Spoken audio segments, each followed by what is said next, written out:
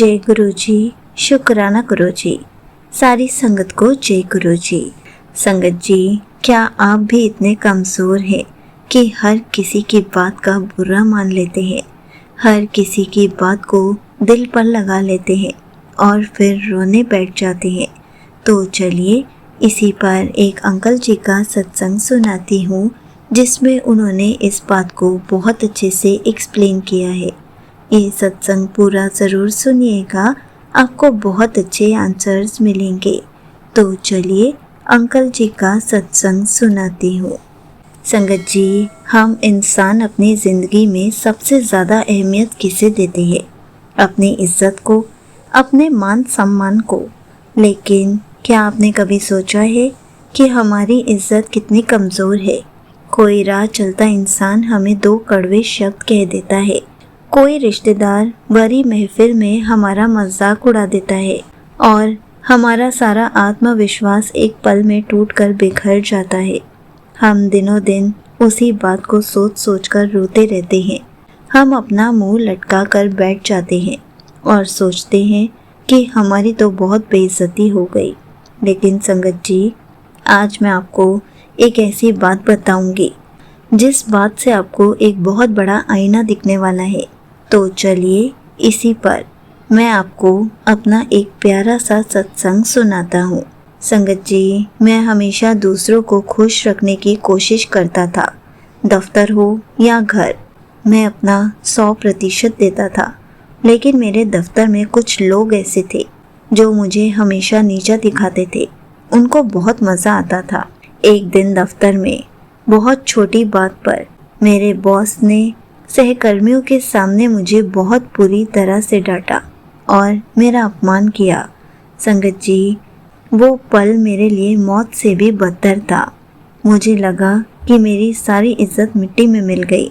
मैं बिना कुछ खाए पिए घर आ गया और एक अंधेरे कमरे में बंद होकर बस सोच में पड़ गया। मुझे लगने लगा कि ये सब क्या हो गया। अब मैं कभी किसी से आंख भी नहीं मिला पाऊंगा। कई दिन बीत गए, लेकिन मैं उस सदमे से बाहर ही नहीं आ पा रहा था।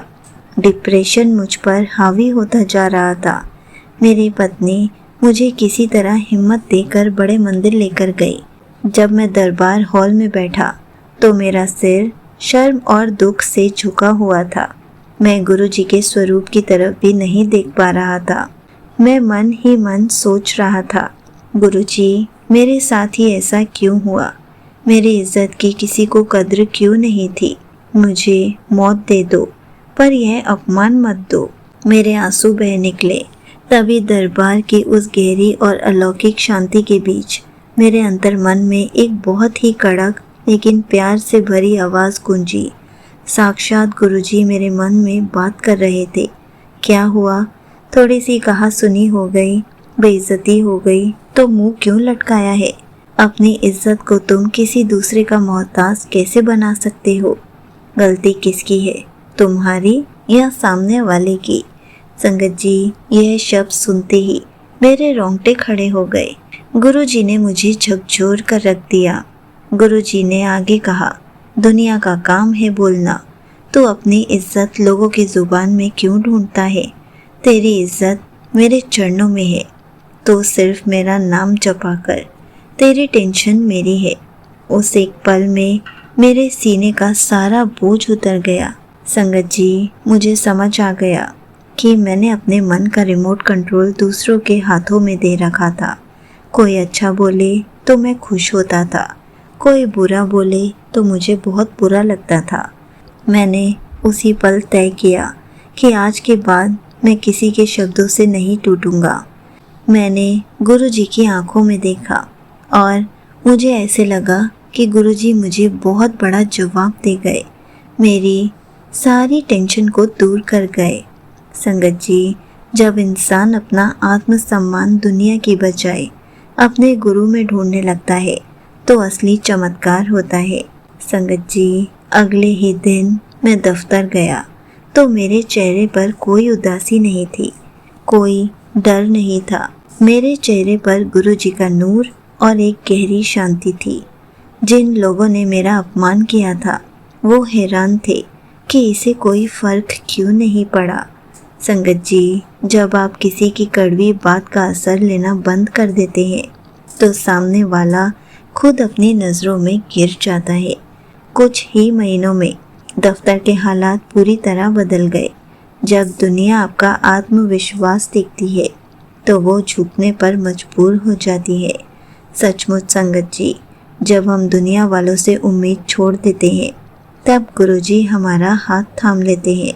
संगत जी, कुछ समय के बाद उसी बॉस ने सबके सामने मेरे काम की तारीफ की, लेकिन इस बार ना तो मुझे कोई अहंकार आया और ना ही मैं बहुत ज़्यादा खुश हुआ, क्योंकि मैं जान गया था कि असली सम्मान सिर्फ गुरुजी के दरबार में है।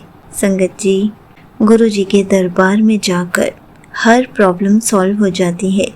आपका मन इतना शांत हो जाता है कि ऐसे लगता है बहुत बड़ा बोझ उतर गया।